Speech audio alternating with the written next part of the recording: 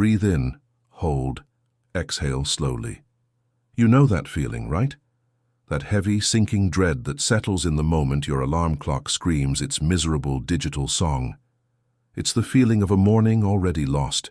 You hit snooze once, maybe twice, promising yourself that those extra 9 minutes will somehow transform you from a groggy, half-awake zombie into a beacon of productivity. But they don't. They never do. You end up rushing, panicked, chasing the clock, and by the time you slam the door shut behind you, your whole day feels like a chaotic scramble. You're playing catch-up before you've even had your first cup of coffee.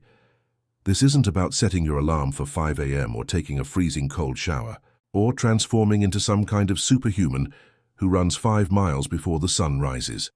That's unrealistic for most of us, and frankly, it often leads to burnout, not brilliance.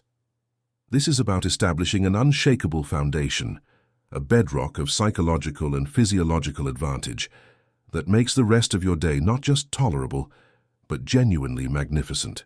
This is about shifting your internal state from reactive and defensive to proactive and powerful. We're going to break down the first hour of your day, the golden hour, into 5 distinct, scientifically grounded steps. These aren't just tips. They are levers you can pull to dramatically alter your neurochemistry, harness your body's natural circadian rhythms, and prime your focus like a surgical laser. If you commit to integrating these 5 steps, not perfectly but consistently, you will find yourself arriving at your desk or wherever your work begins with a sense of calm command, ready to dictate the terms of your day, rather than merely responding to its demands. We are talking about reclaiming control over the one thing that truly belongs to you, your mornings. Let's dive into the first crucial step. Step 1. The Triple H action. Hydrate, hide the tech, and hinge. This step begins before you even fully open your eyes. The very first action you take, the absolute primal, non-negotiable step, is to avoid the screen. Do not under any circumstance reach for your phone. That little glowing rectangle, resting innocently on your nightstand, is a psychological Trojan horse. It carries a relentless army of notifications, emails, social media updates, and the aggregated anxieties of the entire world, and it delivers them directly into your brain before your consciousness is even fully engaged. When you grab your phone immediately, you launch yourself straight into a reactive state. Your prefrontal cortex, the part of your brain responsible for planning, decision-making, and long-term goals, doesn't even get a chance to warm up. Instead, you instantly activate your amygdala and sympathetic nervous system, flooding your body with cortisol, the stress hormone, because now you have 50 things demanding your attention, and you have zero plan on how to deal with them. You're stressed before your feet have even touched the floor. This is a profound and fundamental mistake in modern life. So, the first part of step 1 is the hide the tech rule. The phone stays outside the bedroom, or at least across the room, far enough away that you have to physically get up to silence the alarm. This single small physical barrier changes the entire equation. Once you are vertical, the second part of step 1 is hydrate immediately. Keep a large glass or bottle of water next to your bed, and I mean a truly substantial amount, 16 to 20 ounces, a full half-liter. Overnight, your body has gone through a process of natural dehydration. Drinking water immediately upon waking is a biological wake-up call. It kickstarts your metabolism, aids in flushing out toxins, and crucially, it rehydrates your brain. Even mild dehydration can impair cognitive function, mood, and concentration. You are essentially giving your brain the essential fuel it needs before asking it to perform any complex task. Drink it mindfully, feeling the coolness, allowing the simple act of hydration to become the first small, deliberate act of self-care in your day. Think of your body as a car engine. You wouldn't try to drive across the country without oil, and you shouldn't try to navigate a complex, demanding day without first replenishing your internal fluids. The third element is hinge. This refers to a brief, simple form of light movement. We are talking 5 minutes, maximum. This isn't a workout. It's a mobility ritual. Your body has been largely stagnant for 8 hours. Movement is how you tell your nervous system that the rest period is over and it's time to be alert. This could be a few minutes of cat-cow stretches, some slow sun salutations, or even just gentle spinal twists and neck rolls. The goal of the hinge movement is simple: to improve blood flow, stretch the major muscle groups, and send a flood of oxygenated blood to your brain. This mechanical action helps dissipate the lingering sleep inertia, that grogginess, and begins to regulate your mood through the release of endorphins. It's a physical declaration that you are ready to move from rest to action. Recap of Step 1. Hide the tech, protect your attention. Hydrate immediately, fuel your brain and body. And hinge, signal alertness through gentle movement. Step 2. The 2-minute victory and the psychological domino. Once your body is hydrated and slightly moved, you must manufacture an early, undeniable win. This brings us to Step 2, the 2-minute victory. The principle here is deceptively simple. Dopamine is the currency of motivation. When you accomplish a goal, no matter how small, your brain releases a hit of dopamine, the neurotransmitter associated with reward and pleasure. This feeling, this little spark of success, creates a psychological domino effect. That first small success tells your brain, I am competent, I can achieve things. Let's do another one. It builds self-efficacy, the belief in your own capacity to execute behaviors necessary to produce specific performance attainments. The 2-minute victory must be A. Visible, something you can physically see or check off a list. B. Achievable, something that takes literally less than 2 minutes. C. Impactful, something that contributes to the order of your immediate environment. The classic example, and the one I recommend for everyone, is making your bed. It takes 90 seconds, it is a win. When you return to your room later in the day, you see a neatly made bed, not a chaotic pile of sheets. This neatness, this order, acts as an anchor point of calm in what might become a turbulent day. Naval Admiral William H. McRaven, in his famous commencement speech, put it best. If you want to change the world, start by making your bed. Why? Because it's the first task of the day, and completing it gives you a small sense of pride and encourages you to do another task and another and another. Other 2-minute victories could be emptying the drying rack, wiping down the bathroom counter, setting up your coffee station the night before, or putting away the last 5 items of clutter in the living room. The key is that it has a clear start and a clear, immediate finish. Think about the psychological contrast. Without this victory, you start the day with a deficit. You feel the pressure of the big tasks ahead, and you haven't yet proven to yourself that you are capable of even simple execution.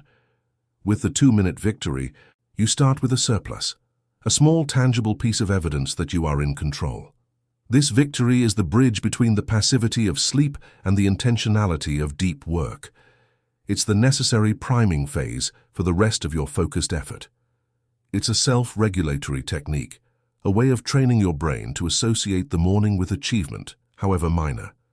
Now, as you stand there, looking at your neat environment, having already accomplished 2 significant things, moving your body and creating order, you are in a state far superior to the chaotic frenzy most people experience. You've earned the next phase of the morning. The depth of this principle cannot be overstated. Throughout history, the most effective military units, the most successful entrepreneurs, and the most disciplined artists have all relied on the power of compounding small wins. It is the concept of Kaizen, continuous improvement, applied to your very first moments of wakefulness. We aren't seeking grand gestures of motivation. We are seeking reliable, scalable mechanics of daily success. The 2-minute victory is not just about making the bed, it's about the habit of initiation. It trains you to start tasks without hesitation, overcoming the activation energy hurdle that derails so many big dreams. If you can start and finish a tiny task, you can start a big one. It's the microdose of discipline required to launch a macro day of accomplishment. A quick pause for a new beginning. Before we move on to Step 3, which delves into the crucial neurobiology of your morning, I want to take a quick pause and share something personal. This is a brand new journey for us. This channel and the work we're trying to do here, the deep dives, the actionable science, the relentless pursuit of better living, it's just getting started. You are watching one of our first long-form videos, and that makes you an early member of this community. We're currently aiming for our very first big milestone, getting to 100 subscribers. That number might seem small to some, but for us, It represents the first true validation that this content is resonating, that it's helping people like you. If you found the discussion on the Triple H action or the 2-minute victory useful, if you're nodding along, if you've already picked up one idea you're going to implement tomorrow, then please, I need you to do 2 quick things. First, hit that subscribe button, join the journey, help us get to that first 100 so we know we should keep pouring this level of detail and effort into every video. Second, please click the like button. We would absolutely love to hit 50 likes on this video. Every single like helps the algorithms show this message of proactive mornings to more people who need it. We are building something here, and we can't do it without you. Thank you for being here, and thank you for your support. Now, let me tell you a story that perfectly illustrates the importance of these tiny, deliberate beginnings. I once knew an architect. Let's call him Elias. Elias was brilliant, but chronically disorganized. He had a massive client load, high-stakes projects, and he was always in a state of high anxiety. His mornings were torture. He would wake up, immediately check client emails, often receiving aggressive demands, and then rush to the office feeling like he was already losing. He was always tired, always behind. His big breakthrough didn't come from changing his work hours, it came from changing his first minute. I convinced him to put his phone in the kitchen and start drinking a tall glass of water, while doing 3 minutes of gentle stretching on his porch, where he could see the morning sky. The first week it felt awkward, but by week 3 he started noticing something profound.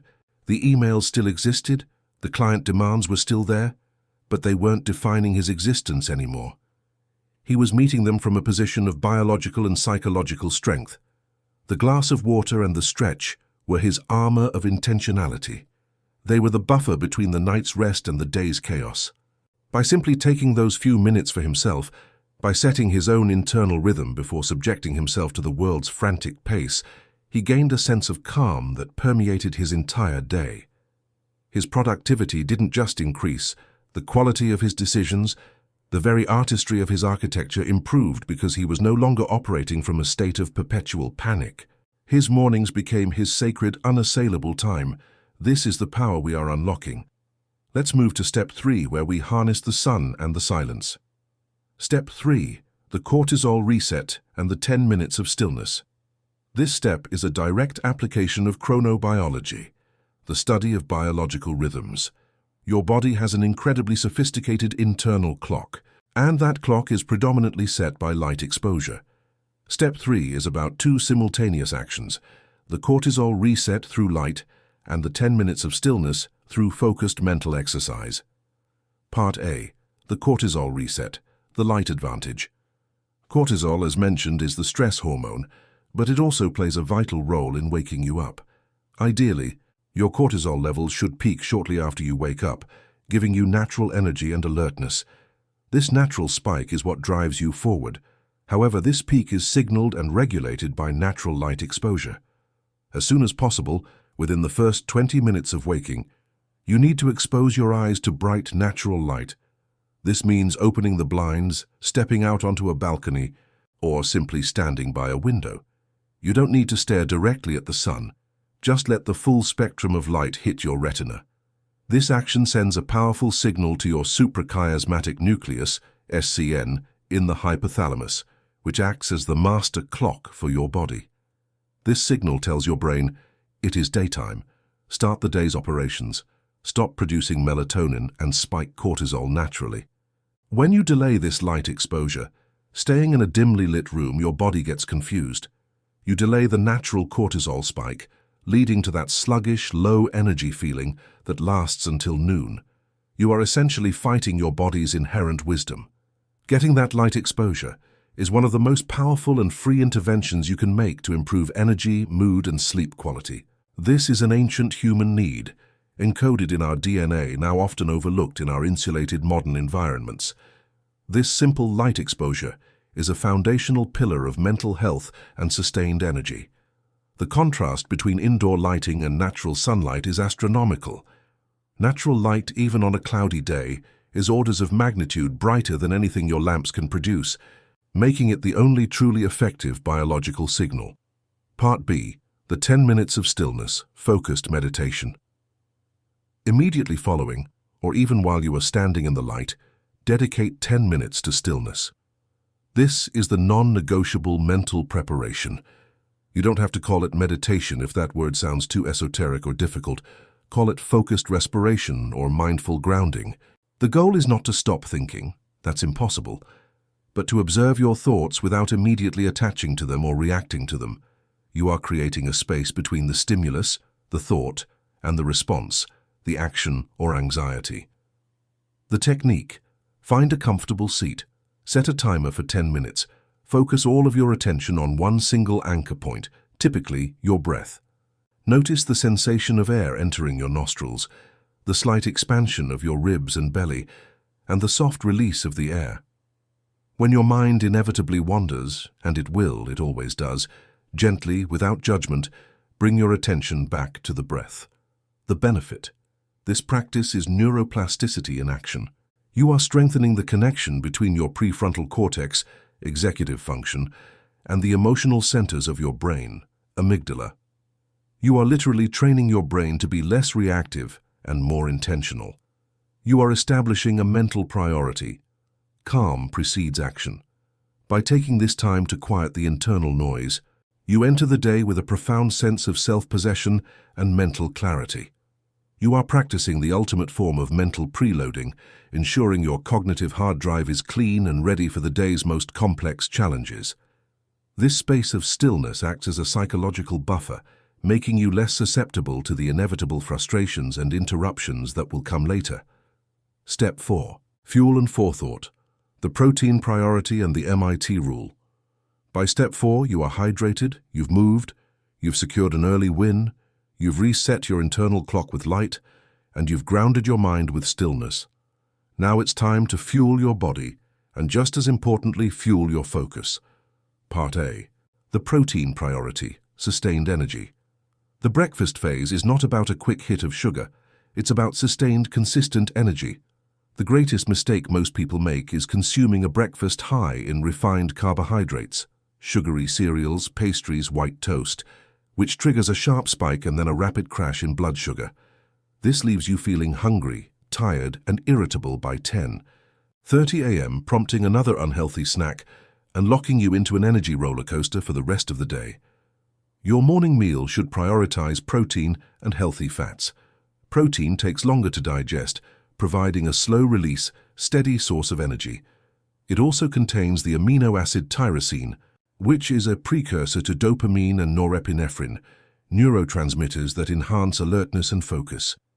Examples: scrambled eggs with spinach, Greek yogurt with a handful of nuts, a protein shake, or even leftovers from a protein-rich dinner.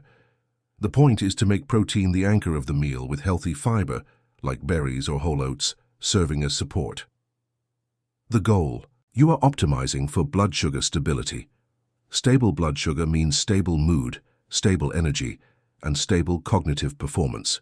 You are literally building a resilient neurological platform for the challenging cognitive tasks that lie ahead. This is not dieting. This is a biological optimization strategy designed to maintain your peak mental state for hours. Part B. The MIT rule, the GPS for your day. While you are eating, and I recommend eating mindfully away from a screen, you must establish your 3 most important tasks, or MITs.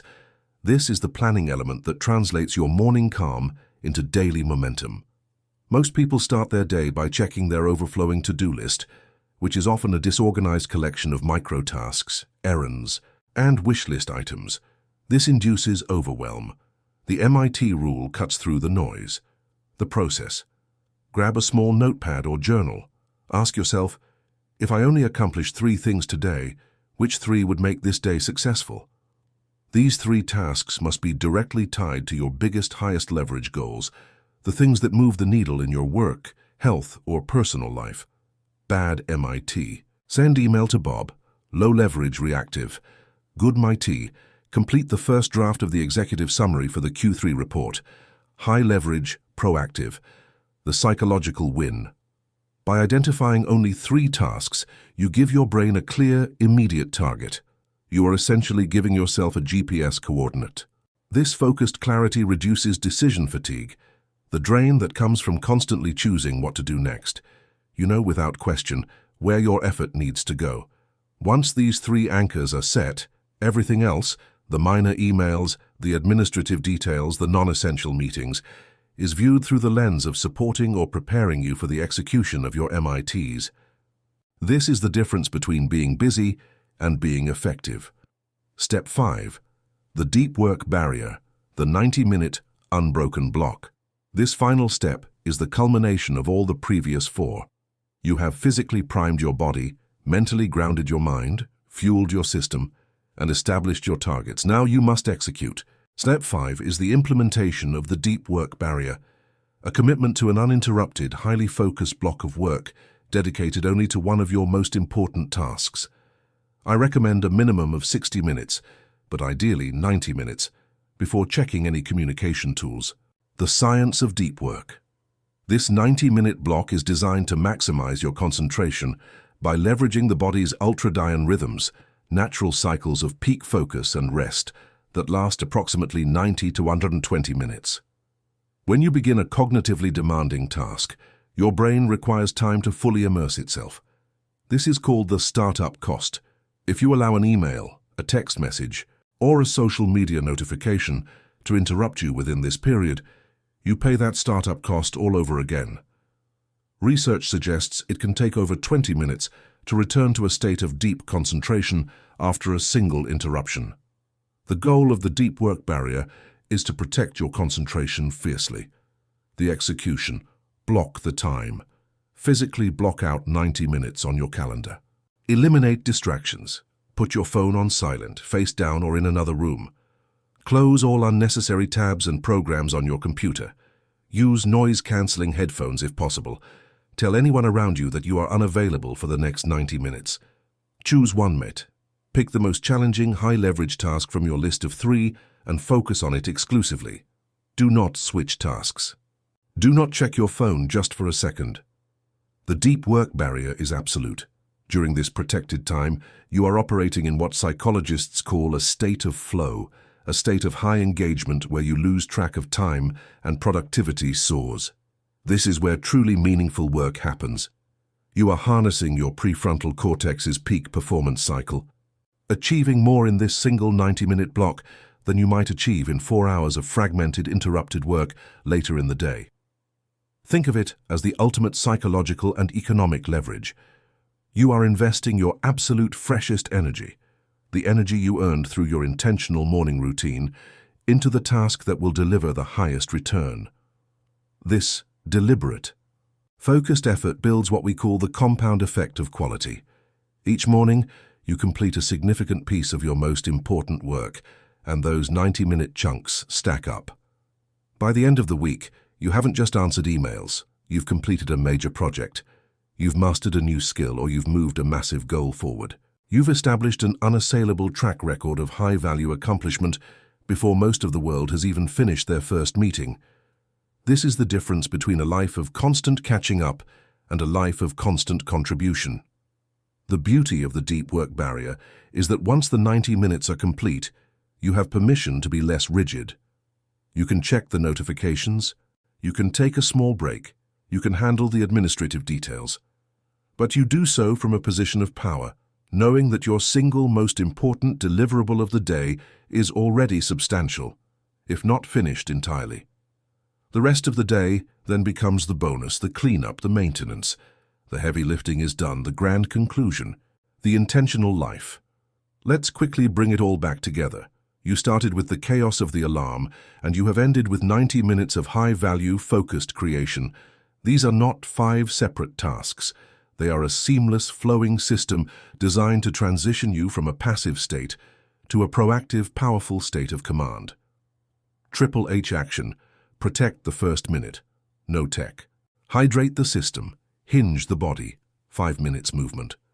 2-minute victory: build immediate self-efficacy and gain momentum with a visible win, make the bed. Cortisol Reset and stillness: set your biological clock, light, and anchor your mind, 10 minutes meditation. Fuel and forethought: stabilize your energy, protein, and define your targets, 3 MITs. Deep work barrier: Execute your highest leverage task for 90 minutes, uninterrupted. The morning isn't just a time, it's a canvas. Most people splatter chaos onto it. You now have the 5 tools to paint a masterpiece of intention, clarity, and control. This isn't just about starting your day better. It's about living a better life, one intentional, fully present morning at a time. The cumulative impact of this system is transformative. Start tomorrow. Just pick one of these steps and commit to it, then add the next and the next. Your future self will thank you for the deliberate effort you put into designing your mornings today. Thank you so much for watching. We're working hard to grow this channel and bring you more content like this. Remember to subscribe and please hit that like button if this script gave you the framework you needed. Now go make tomorrow morning magnificent.